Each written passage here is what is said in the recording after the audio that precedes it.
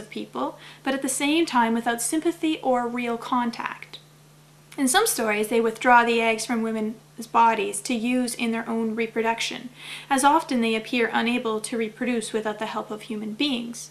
The story of Jesus. They are beyond human notions of good and evil.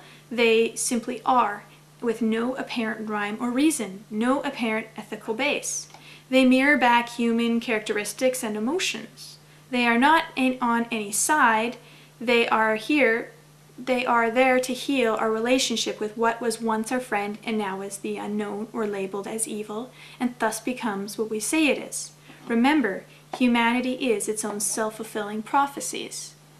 I'm not saying that Jesus necessarily was a reproduction of an alien. I'm just saying that it seems very similar to the account. I just want to clarify that of other people's experiences.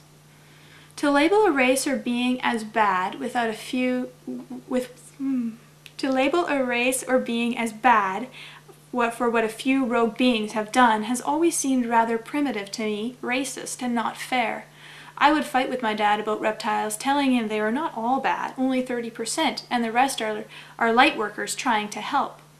These beings come from another dimension, that of space and time, which seems more scientific, more suited to the spirit of the age than heaven or the past is. Like fairies, like angels, they affect our notions of time.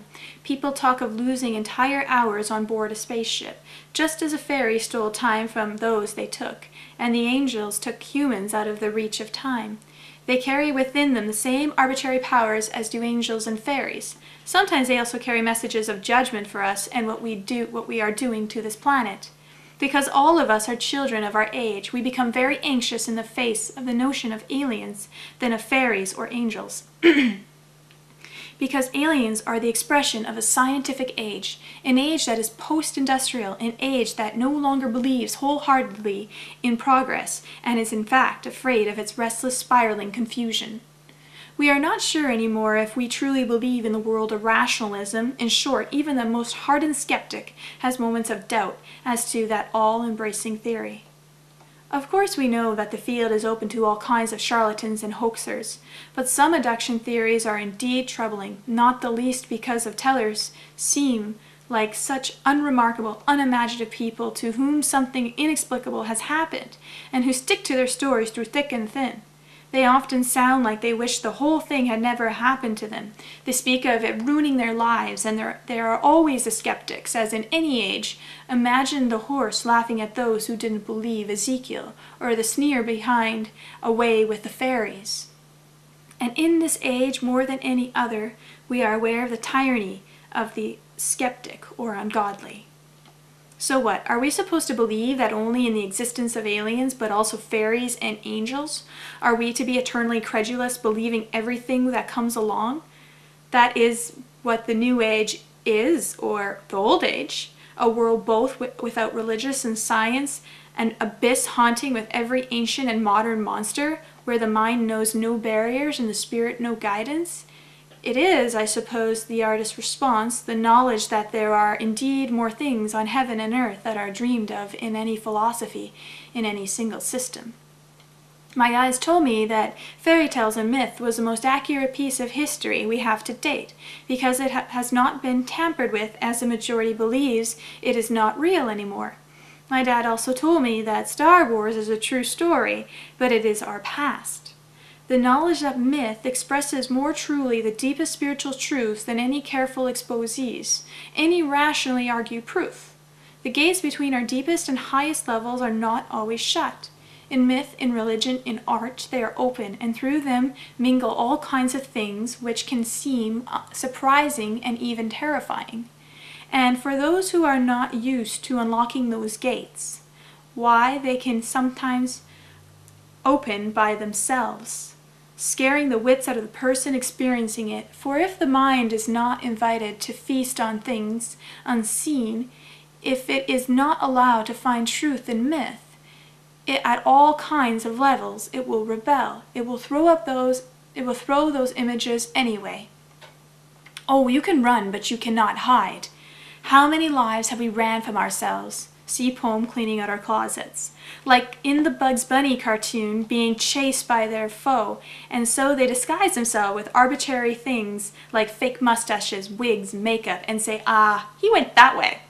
So the game continues as we find ourselves in this life where we have nowhere to go, where we can no longer put off cleaning out our closets. And what is our closet but our psyche? Faith is a truth of the psyche, of the spirit. It is a thing which we ignore at our peril. Some of us are lucky enough to be legitimately in pursuit of this, whether theologically or artistically. But those who can't, who won't, where does that leave them? In those days when angels were real, in the days when fairies were real, that was not such a psychological impasse. But in a time when to translate such realities is seen as a magical realism, the mind must still, nevertheless, fasten on something. There is, to my mind, something curiously impoverished about the stories of aliens and alien abductions. There is always surgery, something that appears rational, and always batteries of scientific instruments. That is surely because we are no longer allowed to believe in the more ancient manifestations, so that we must tie our myths desperately to a semblance of rationality. It is possible for us to really determine if there are extraterrestrials. Aliens are useful because although their existence appears possible in reality, it is simply impossible to have total proof they exist, because we cannot travel beyond the speed of light. Or can we? In the end, we need as much faith to believe in aliens as in angels or fairies, or to be fully in touch with what we knew to be true when we were a child, before all the conditioned programming. But what do these strange kin have in common? What do they represent? What core do they touch in us? They are all alien, neither good nor evil, but loud and noisy. What is that? They are all alien, neither good nor evil, removed somehow from us, yet strangely kin to us as well. They are symbolized by circles. They practice abductions. They are not of this world, but neither decisively are they out of it. They appear to be a minor but powerful symbol of immanence, of the strange, speaking silence of the universe, of the other world. We feel all around us, but only dimly glimpse, only fleetingly grasp. Yet they hold terrors for us. What lies beyond the borders of our human lives? David Icke and Arizona Wilder come to mind. Our human everyday thoughts and feelings may also be scary. If we will be able to see spaceships, aliens, fairies, will we also be able to see dragons? Will the people see their leaders for what they really are? Will it be like that Simpsons Halloween episode with Kang and Kodos running as Dole and Clinton, where it does not matter which one you vote for, you will still be slaves? This is definitely an old timeline paradigm where people are so drugged up and afraid that they will just comply with the reptiles. With the new paradigm, that what will people do when they see the reptiles? No wonder within people's psyches, when it comes to the other realms, we are not sure whether we truly want to enter with them, to understand, for then we would lose that very quality of humanity, our life of comforting labels. They are shapeshifters. Constantly they twist and turn and show themselves in all kinds of different lights, so that even as I write, I see them change again, transmuting, never still, like a cloud, like water, like us. I bet you're wondering how this all works exactly. I was told that crop circles were made by star beings sending a telepathic message to the nature spirits, and it would be them that would actually make the patterns, the sacred geometry of it, in hopes to trigger our memory of who we are, and what kind of reality we live in. As nature spirits are the ones who have the harmony with the planet, so much so that they can bend wheat without breaking it. Is this true, or just another stepping stone to grasp a greater truth?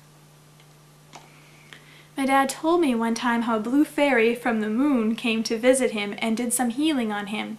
I was like, what? Nature spirits on other planets? Are they alien too? Well, in a sense they are. I then was blasted to the time I retorted to the kids in school, aliens are angels and angels are aliens. Where did that come from? What did I know at that time? Again, only a child really understands this. I highly recommend you look at pictures of yourself when you were 5 and under. Look deep into your eyes and you will tap into your mind. At that time, you will bring what you knew then to yourself, to this present moment.